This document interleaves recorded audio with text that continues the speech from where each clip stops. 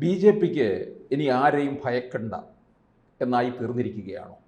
ഡൽഹി തെരഞ്ഞെടുപ്പ് ഫലത്തിൻ്റെ ഒരു പിന്നാലെ നമ്മൾ ചർച്ച ചെയ്യുമ്പോൾ അങ്ങനെയല്ലേ മനസ്സിലാക്കാൻ കഴിയുന്നത്?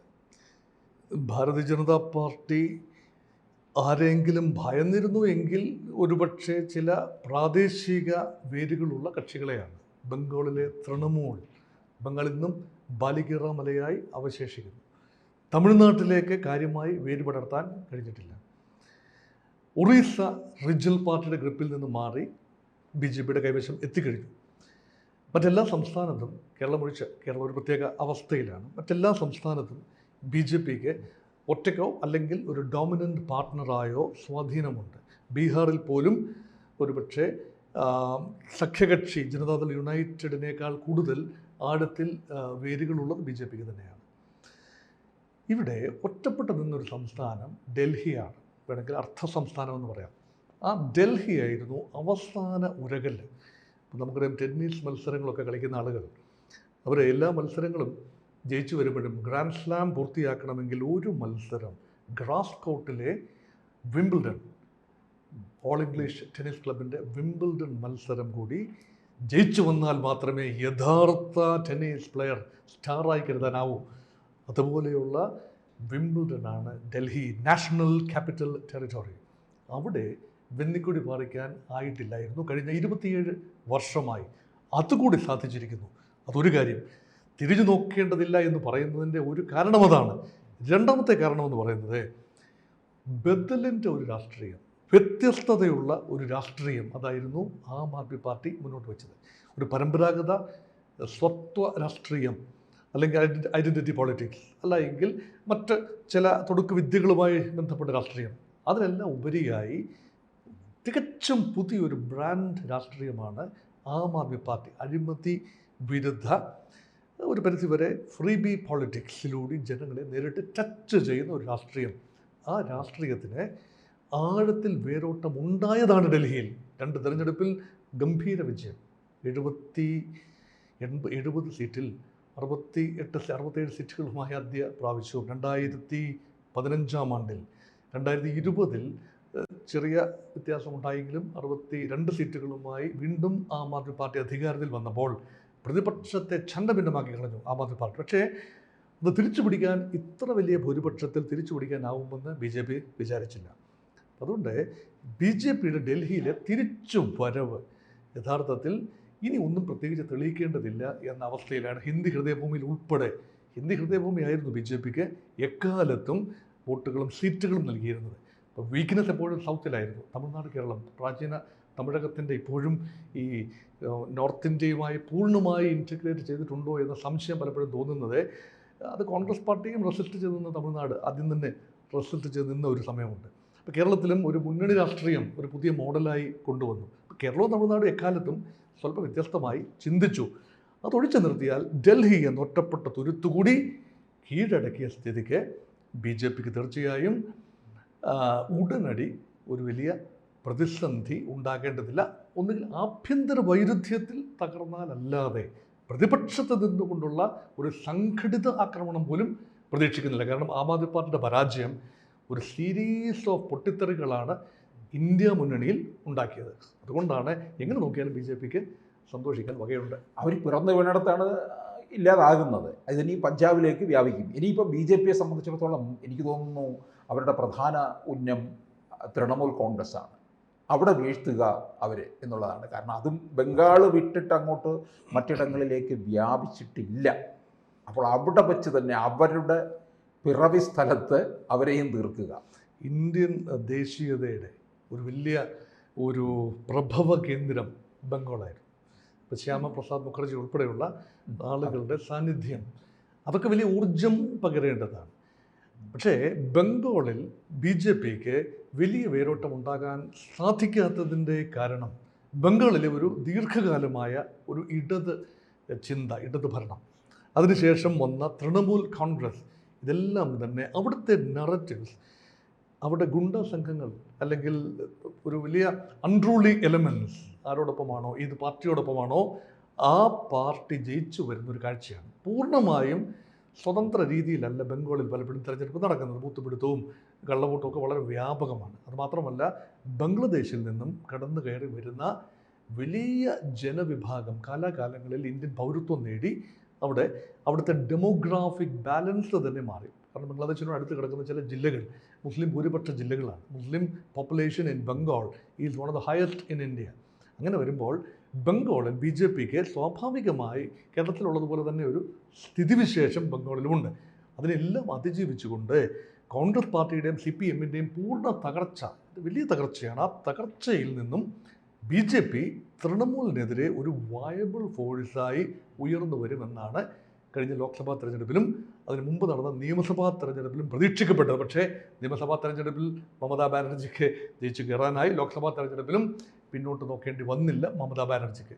അതുകൊണ്ട് ഒരു മമതാ മാജിക് എന്ന് പറയുന്നതിനേക്കാൾ നല്ലത് ഒരു പക്ഷേ എല്ലാ ഘടനകളും, ബംഗാളിനുള്ളിലെ ഘടനകളെ സമ്മർദ്ദപൂർവ്വം ഒരു കൺട്രോളിലാക്കി എടുക്കാനുള്ള മമതയുടെ ഒരു ആർജവം. അത് മാത്രമല്ല, മമതയോളം തലയെടുപ്പിലൊരു നേതാവിനെ ബംഗാളിൽ ചൂണ്ടിക്കാണിക്കാൻ മറ്റാർക്കും കഴിയുന്നില്ല. മാത്രമല്ല, കേജ്രിവാളിനെ മമതയും വ്യത്യസ്തരാക്കുന്നത് മമതാ ബാനർജി ഇപ്പോഴും ചെറിയ വീട്ടിൽ താമസിക്കുന്നു. മമതാ ബാനർജിക്ക് ഒരു ശീഷ് മഹൽ ഇല്ല എന്ന് ഓർക്കണം. മമതാ ബാനർജി സാധാരണ വള്ളിച്ചെരുപ്പ് ധരിച്ച് നടക്കുന്നു, സാധാരണ സാരി ഉടുക്കുന്നു, എളിയ ജീവിതം നയിക്കുന്നു. പക്ഷേ കേജ്രിവാൾ പുറമേ ഇതെല്ലാം ചെയ്യുന്നു. പക്ഷേ അകമേ അങ്ങനെ ആയിരുന്നില്ല എന്ന് ഡൽഹി ജനങ്ങൾക്ക് മനസ്സിലായി. അപ്പോൾ ആ വ്യത്യാസമുണ്ട്. അതുകൊണ്ട് മമത എന്ന വ്യക്തിയുടെ, അവിവാഹിതയായ മമത, പ്രത്യേകിച്ചൊരു പൊളിറ്റിക്സ്, ഇപ്പം അഭിഷേക് ബാനർജിയൊക്കെ മമത വളർത്തിക്കൊണ്ടുവരുന്ന അനന്തരവന്മാരുണ്ട്, ഇല്ലെന്നല്ല. പക്ഷേ ഒരു കുടുംബാധിപത്യം എന്ന നിലയിലേക്ക് ആ രീതിയിൽ വന്നിട്ടില്ല. അതുകൊണ്ട് മമതയ്ക്ക് ഇപ്പോഴും ചില പുതുമകൾ ഉള്ളതുകൊണ്ടാണ് ഒറ്റപ്പെട്ട വ്യക്തിത്വമായി ഇന്ത്യ മുന്നണിയിൽ ഉയർന്നു നിൽക്കുന്നത്. അതുകൊണ്ട് പക്ഷേ BJP അവിടെ വോട്ട് വിഹിതം വർദ്ധിപ്പിക്കുകയും നില മെച്ചപ്പെടുത്തുകയും ഒക്കെ ചെയ്തിട്ടുണ്ട്. അതുകൊണ്ട് അവർക്ക് ഒരു പക്ഷേ 2026 എന്തെങ്കിലും നടത്താൻ കഴിയുന്നില്ലെങ്കിൽ തൊട്ടു പിന്നാലെ ഉണ്ടാകും എന്നുള്ളതല്ലേ കിട്ടുന്നത്. ഏറ്റവും അനുകൂല സാഹചര്യം കഴിഞ്ഞ ലോക്സഭാ തെരഞ്ഞെടുപ്പിലാണ്. ഡോക്ടേഴ്സ് പ്രക്ഷോഭം, മറ്റു കാര്യങ്ങൾ എല്ലാം തന്നെ അനുകൂലമായൊരു സാഹചര്യമായിരുന്നു. മാത്രമല്ല, ഈ വലിയ തോതിലുള്ള ട്രൈബൽ ആദിവാസി മേഖലയിൽ നടത്തിയ കടന്നുകയറ്റങ്ങൾ, അഴിമതി, ഇതെല്ലാം തന്നെ മമതയ്ക്കെതിരെ തിരിഞ്ഞു കുത്തേണ്ടതാണ്. അപ്പോഴും അത് അതിജീവിക്കാനുള്ള ഒരു അതിജീവന കല മമത ആർജിച്ചിരിക്കുന്നു. പക്ഷേ മമത എന്ന ഒരു വ്യക്തിക്ക് ശേഷം തൃണമൂൽ അടുത്ത ഒരു ഘട്ടത്തിലേക്ക് കടക്കാനുള്ള ഒരു പക്വത ആയിട്ടുണ്ടോ എന്ന് സംശയമാണ്. അതുകൊണ്ട് അത്യധികമായി ബംഗാൾ മാറി ചിന്തിക്കാനുള്ള സാധ്യതയുണ്ട്. ഇപ്പോൾ നിലവിൽ BJP ഇന്ത്യയിൽ ഏറ്റവും അധികം പീക്ക് ചെയ്ത് നിൽക്കുന്ന സമയമാണ്. കാരണം ഒരു കറക്ഷൻ ടൈമായിരുന്നു ലോക്സഭാ തെരഞ്ഞെടുപ്പ്. ലോക്സഭാ തെരഞ്ഞെടുപ്പിൽ BJPയുടെ ഉഗ്രപ്രതാപം കണ്ടില്ല എന്ന് പറയാൻ പല കാരണങ്ങളാണ്. ഇൻഡെക്സ് ഓഫ് ഓപ്പോസിഷൻ യൂണിറ്റി, വേറിട്ട് നിന്ന കക്ഷികൾ ലോക്സഭാ തെരഞ്ഞെടുപ്പ് സമയത്ത് ഒന്നിച്ചു പോയി ഇന്ത്യ മുന്നണി ഉണ്ടാക്കി സാമാന്യ ഏകോപനത്തോടുകൂടി പ്രവർത്തിക്കാൻ കഴിഞ്ഞതുകൊണ്ടാണ് രണ്ട് വലിയ സംസ്ഥാനങ്ങൾ, ഉത്തർപ്രദേശ് എന്ന സംസ്ഥാനം 80 ലോക്സഭാ സീറ്റുള്ള ഉത്തർപ്രദേശും 42 ലോക്സഭാ സീറ്റുള്ള മഹാരാഷ്ട്രയും, അവിടെ ഭൂരിപക്ഷം സീറ്റുകളും ഇന്ത്യ മുന്നണി കോalitionനായി നേടാൻ സാധിച്ചത് അങ്ങനെയാണ്. അതുകൊണ്ട് വോട്ട് ട്രാൻസ്ഫർ അവിടെ നടന്നു. സമാജ്വാദി പാർട്ടിയിൽ നിന്ന് കോൺഗ്രസിലേക്കും, കോൺഗ്രസ് വോട്ടുകൾ സമാജ്വാദി പാർട്ടിയിലേക്കും ട്രാൻസ്ഫർ ചെയ്യാൻ കഴിഞ്ഞതുകൊണ്ടാണ് ആ വിജയം. മഹാരാഷ്ട്രയിലും ആ വിജയം, മഹാവികാസ് അഘാടി, ആ മഹാവികാസ് അഘാടിയുടെ ഒരു വോട്ട് ട്രാൻസ്ഫർ എബിലിറ്റി ഉണ്ടായിരുന്നു. പക്ഷേ പിന്നീട് നടന്ന നിയമസഭാ തെരഞ്ഞെടുപ്പിൽ അതുണ്ടായില്ല. അതുകൊണ്ട് ഇതൊരു താൽക്കാലിക, ഇന്ത്യ മുന്നണിയുടെ വിജയം ഒരു താൽക്കാലിക പ്രതിഭാസം മാത്രമായി കാണേണ്ടി വരുന്നു. അതാണ് ഇപ്പോൾ നിലവിൽ നമ്മൾ ഇന്ത്യൻ രാഷ്ട്രീയം വിശകലനം ചെയ്യുമ്പോൾ കാണുന്നൊരു പ്രവണത. അതാണ് BJPക്ക് ഏറ്റവും താണ നിലയിൽ നിന്നും വിജയിച്ചുവെങ്കിൽ പോലും ചെറിയൊരു വിജയം മാത്രം ആയിരുന്നു ലോക്സഭാ തെരഞ്ഞെടുപ്പിലെ വിജയം. അത് തിളങ്ങുന്ന വിജയമായിരുന്നില്ല. അതിൽ നിന്നും ഒരുപാട് മുന്നോട്ട് വന്നിരിക്കുന്നു BJPയും NDAയും എന്ന നിലയിലാണ് ഇപ്പോഴത്തെ ഒരു നിഷ്പക്ഷമായ നിരീക്ഷണം. എനിക്ക് തോന്നുന്നു അത് കഴിഞ്ഞാൽ പിന്നീട് ഇതിനോടൊപ്പം തന്നെ കഴിയണമെന്നില്ല, കേരളവും തമിഴ്നാടും ഇവർക്ക് ഉന്നം വെച്ചിട്ടുണ്ടെന്നുള്ളതാണ്. തമിഴ്നാട്ടിൽ പ്രവർത്തനം നടക്കുന്നുണ്ട്, പക്ഷേ അത് ഒരു സീറ്റിലേക്ക് എത്തിയിട്ടില്ലെന്നുള്ളതാണ്. കേരളത്തിലൊരു വിജയ തുടക്കമുണ്ടായി. കേരളത്തിലെയും തമിഴ്നാട്ടിലെയും സാഹചര്യങ്ങളെ വ്യത്യസ്തമായി കാണേണ്ടതുണ്ട്. കാരണം തമിഴ്നാട്ടിൽ ദ്രാവിഡ രാഷ്ട്രീയത്തെ ഇപ്പോഴും സിന്തസൈസ് ചെയ്യാൻ BJPക്ക് പൂർണ്ണമായും കഴിഞ്ഞിട്ടില്ല. അണ്ണാമലൈ എന്ന ഒരു ഉഗ്രപ്രതാപിയായ ഒരു ചെറുപ്പക്കാരനായ ഒരു സിവിൽ സർവീസിൽ നിന്നും വന്ന ഒരു നേതാവിനെ അദ്ദേഹം ഒരുപാട് താല്പര്യം ജനറേറ്റ് ചെയ്തു. പക്ഷേ conversion of interest in to votes എന്നത് വളരെ ഇപ്പോഴും DMK അല്ലെങ്കിൽ ദ്രവീഡിയൻ പൊളിറ്റിക്സിൻ്റെ നൂലാമാലകൾ കിടക്കുകയാണ്. ഒരു പക്ഷേ ഇപ്പോൾ വിജയ് പാർട്ടിയും കൂടെ വന്നപ്പോൾ അവിടെയും BJPയോട് സഹകരിക്കാൻ മേജർ പാർട്ടികൾ തയ്യാറാവുന്നില്ല എന്ന ഒരു ബുദ്ധിമുട്ടുണ്ട്.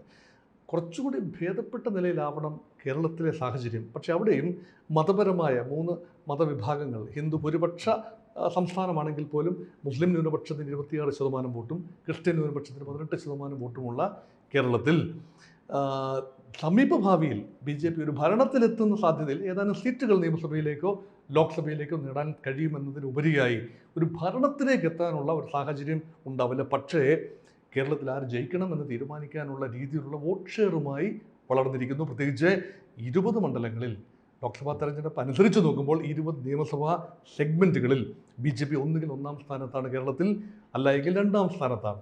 അതിനർത്ഥം UDF LDF ടൈറ്റ് കോൺടെസ്റ്റ് വരികയും ഭാരതീയ ജനതാ പാർട്ടിക്ക് 8-10 സീറ്റുകൾ കേരള നിയമസഭയിൽ നേടാൻ കഴിയുകയും ചെയ്താൽ, ഒരു തൂക്ക് നിയമസഭ പോലും വന്നാൽ പൂർണ്ണമായി ഞെട്ടിത്തിരിക്കേണ്ടതില്ല. അങ്ങനെ വരില്ലായിരിക്കാം, പക്ഷേ അതിന് പോലുമുള്ള സാധ്യതയുണ്ട്. ഒരു 20% വോട്ട് ഷെയർ കേരളത്തിൽ BJPക്ക് വന്നാൽ അവഗണിക്കാനാവാത്തൊരു ശക്തിയായി BJPക്ക് വരാം. 20% വോട്ട് ഷെയർ കൊണ്ട് ജയിക്കാനാവില്ല എന്ന് നമുക്കറിയാം. ഒരു 33% ത്രഷോൾഡ്. അതുതന്നെ ശക്തമായ ത്രികോണ മത്സരം വരുമ്പോഴാണ് 33-34% വിജയിച്ചു വരാൻ കഴിയുക. ആ ശതമാനം ചില മണ്ഡലങ്ങളിലെങ്കിലും BJPക്ക് ഉള്ളതുകൊണ്ട് ചില മണ്ഡലങ്ങൾ കൈയടക്കാമെന്നല്ലാതെ കേരളത്തിൽ ഇപ്പോൾ ഭരണത്തിലെത്താനുള്ള സാധ്യത കാണുന്നില്ല. പക്ഷേ മറ്റ് സംസ്ഥാനങ്ങൾ, കേരള തമിഴ്നാട് ഒഴിച്ചു നിർത്തിയാൽ വടക്ക് കിഴക്കൻ സംസ്ഥാനങ്ങൾ ഉൾപ്പെടെയുള്ള മേഖലയിൽ, ആസാം ഉൾപ്പെടെ ഉള്ള മേഖലയിൽ മുൻകാലങ്ങളിലെ ദൗർബല്യം ഇപ്പോൾ BJPക്ക് ഇല്ല എന്ന് നമുക്ക് ഒരു ചുരുക്കത്തിൽ കോൺഗ്രസ് പാർട്ടി 1977 വരെ വിരിഞ്ഞാടി നിന്നതുപോലെ, മയിൽ പീലി വിരിച്ച് നിന്നതുപോലെയുള്ള അനുഭവത്തിലേക്കാണ് BJP 2025 വർഷം നിൽക്കുന്നത് എന്ന് കരുതേണ്ടി വരും. കൂടുതൽ വാർത്തകളും വിശേഷങ്ങളും നിങ്ങളിലേക്ക് എത്താൻ ABC മലയാളം സബ്സ്ക്രൈബ് ചെയ്യുക, ബെൽ ബട്ടണും അമർത്തുക.